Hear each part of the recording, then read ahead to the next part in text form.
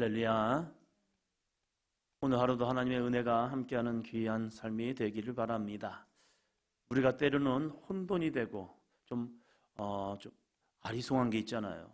이게 진짜일까 가짜일까, 이게 문제일까 아닐까, 좀 혼돈이 될 때에는 우리는 가만히 주님을 바라봐야 합니다. 그런데 나도 모르게 뭔가를 좀 해야 할 것 같은 그런 충동감이 올 때가 있습니다. 그때를 참아내는 것, 이것이 또 아름다운 지혜입니다. 가만히 있는 것이 때로는 지혜로운 삶이에요. 그러나 우리는 무엇을 표현하고 무엇을 말해야 내 지혜가 나타나는 줄 압니다. 아니요, 그냥 가만히 있을 때 어쩌면 그것이 더 지혜로운 모습입니다.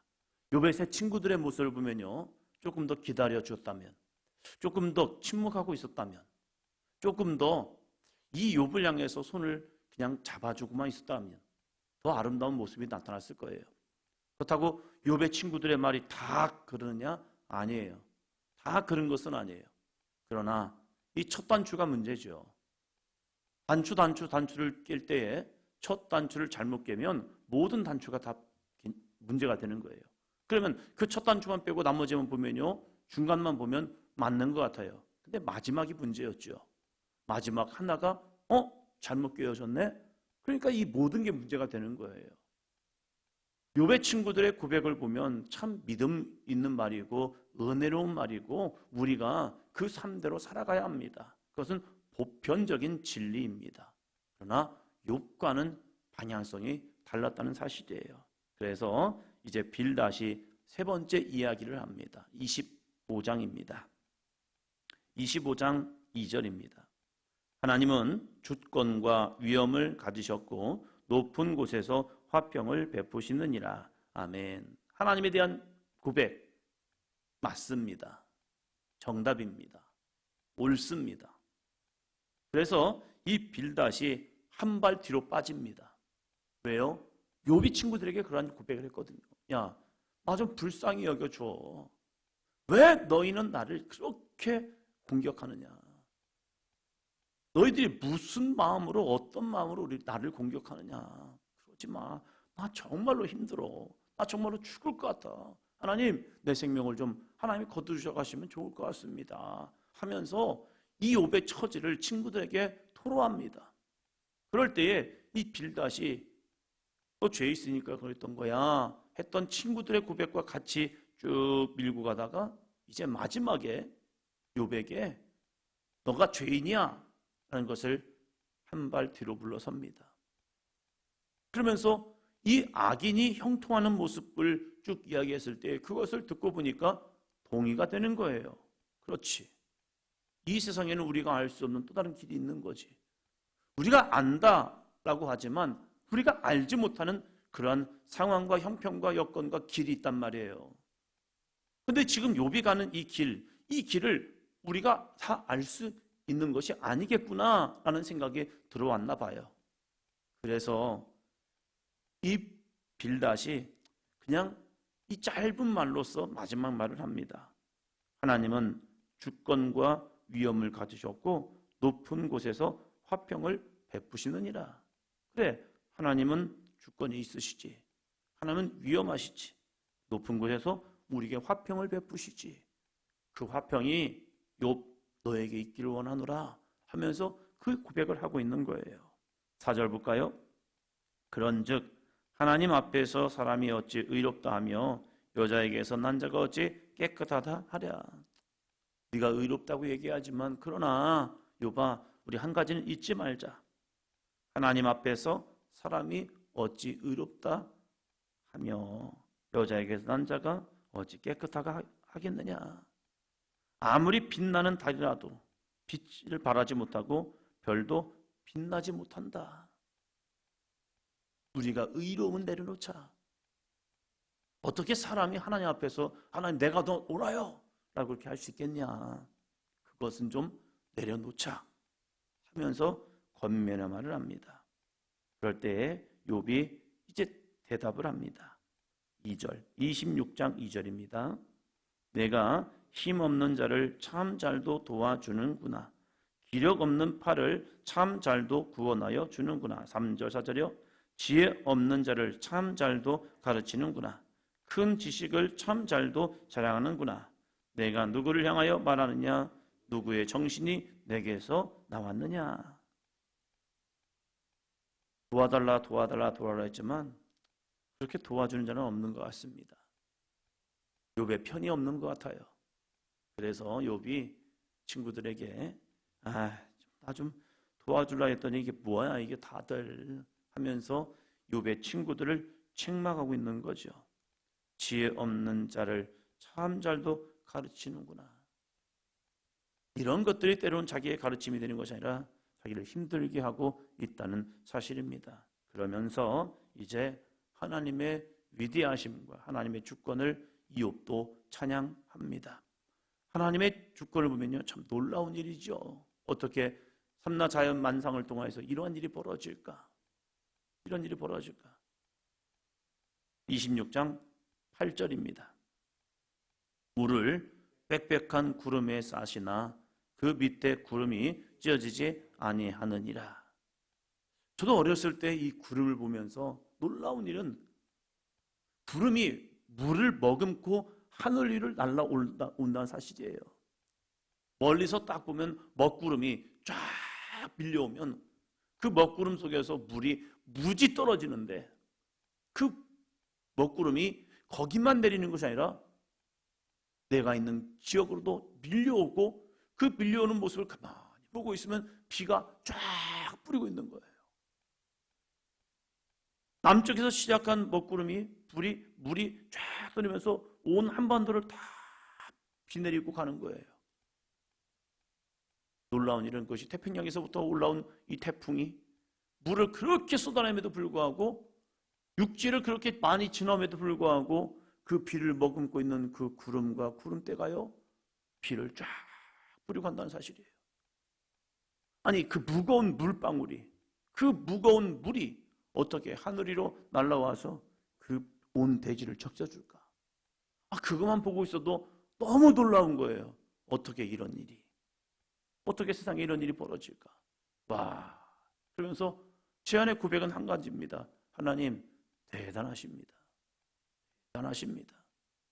우리는 뭐 하나를 하늘 위로 올려놓으려면 무지막지한 힘을 다하는데 어떻게 이 물이 어떻게 그 하늘에서 물을 품고 가다가 그것을 다 내려버릴까?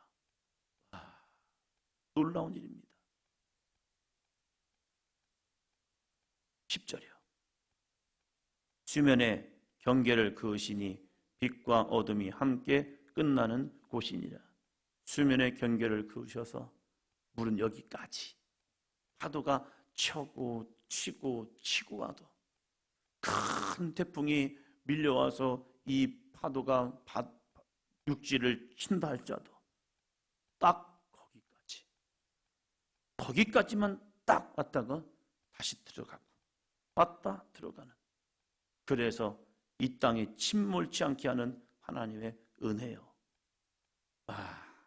대단하다. 그러면서 욥은 또 이렇게 고백합니다. 하나님은 위대하신 분입니다.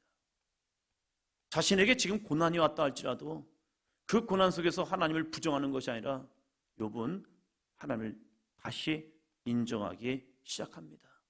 왜요? 하나님만이 나의 구원자가 되심을 욥은 놓지 않기 때문입니다. 우리에게 때로는 내가 감당할 수 없는 문제, 환난, 고난, 여건, 때로는 죽음이 온다 할지라도 우리는 주님을 붙들어야 합니다. 귀하신 주여 날 붙드사 날마다 주 예수께로 앞으로 더 가까이 나아갑니다. 이 거룩한 믿음이요, 욥은 다시 마음을 청합니다. 이 마음을 정해서 나는 오직 여호와만을 바라보려 합니다 라고 합니다. 27장 2절입니다. 나의 정당함을 물리치신 하나님, 나의 영혼을 괴롭게 하신 전능자의 사심을 두고 맹세하노니. 그래도 하나님에 대한 또 원망 약간 집어넣습니다. 하나님 나 힘들어요, 나 어려워요, 하나님 나 좀 구원해 주세요 하는 믿음으로요.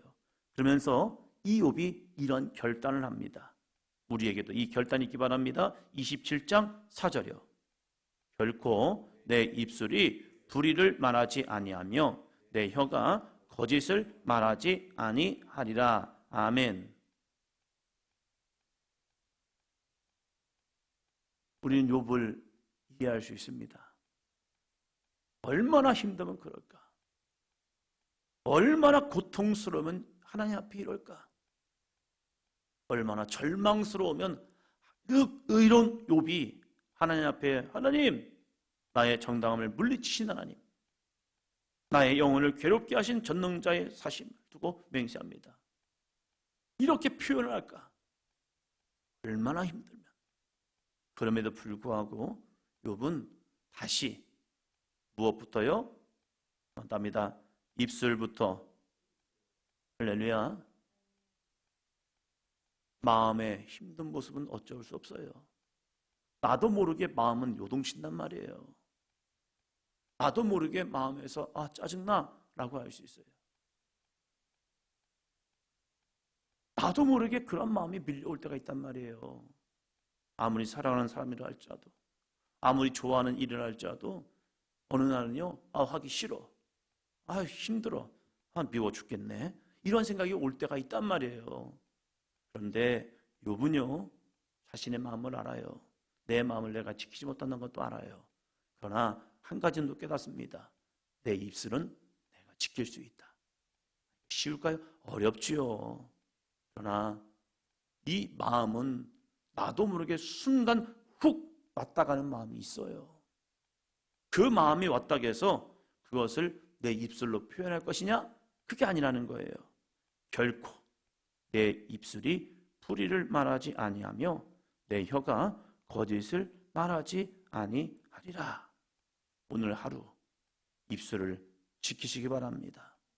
우리의 혀를 거짓되지 않게 하기를 축원합니다. 입술은 지킬 수 있습니다. 조금만 더 붙들면요, 입술은 통제가 됩니다. 말하고 싶지요. 나도 표현하고 싶지요. 나도 짜증낼 수 있지요. 그러나 우리는 입술을 지켜낼 수 있습니다. 주여, 내 입술을 지켜주세요. 내 마음을 지켜주세요. 내 행동을 지켜주세요. 주님께서 내 입술을 꽁꽁 묶어주세요. 할렐루야. 될 수 있습니다. 4절이요. 5절이요. 나는 결코 너희를 옳다 하지 아니하겠고 내가 죽기 전에는 나의 온전함을 버리지 아니할 것이라. 내가 죽기 전에는 나의 온전함을 버리지 아니하겠다. 끝까지 한번 붙들어 볼 것이다. 나의 의로움을 한번 붙들어 보겠다. 그런데 그건 자신의 힘이 아닙니다. 하나님을 의지하는 믿음 안에서 나의 온전함을 지켜보겠다는 이 욥의 고백이기도 합니다. 그러면서 이 욥은 하나를 붙들려 합니다. 그건 뭐냐면 지혜예요. 그 지혜란 것은 무엇이냐?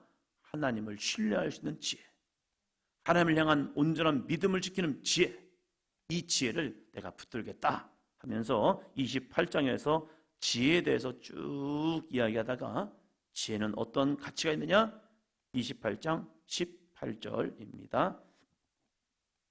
진주와 벽옥으로도 비길 수 없나니 지혜의 값은 산업보다 귀하구나. 잠언에서도 마찬가지로 지혜에 대해서 많은 찬양을 합니다. 지혜란 것은 저 사람 지혜로워, 저 사람 훌륭해, 저 사람 뛰어나, 이게 아니라 하나님을 아는 것, 이것을 지혜라고 말합니다. 하나님을 알 때에 우리는 구원이 임합니다. 하나님을 더 깊이 알아갈 때에 우리는 능력이 나타납니다. 하나님을 정말로 하나님이 주시는 거룩한 지혜 가운데 갈 때에 세상을 이기는 능력이 임합니다. 우리에게도 이 지혜가 있기를 주의 이름으로 축원합니다. 그러면서 20절 이런 고백을 합니다. 그런즉 지혜는 어디서 오며 명철이 머무는 곳은 어디인고? 어디입니까? 하나님 아니죠. 내가 하나님을 깊이 알면 알수록 우리는 세상을 이기는 지혜로 충만합니다. 놀라운 은혜이죠. 그래서 우리는 하나님의 말씀을 가까이 합니다. 하나님의 말씀은, 성경은 하나님을 알게 하는 지혜의 책이기 때문에 그렇습니다. 세상에 살아가는 지혜가 아니에요. 하나님을 알아가는. 그래서 잠언서를 쭉 읽다 보면요, 세상의 지혜로움을 통해서 공부를 잘하는 것이 아니라 믿음이 잘 됩니다. 믿음 생활을 잘하게 돼 있어요.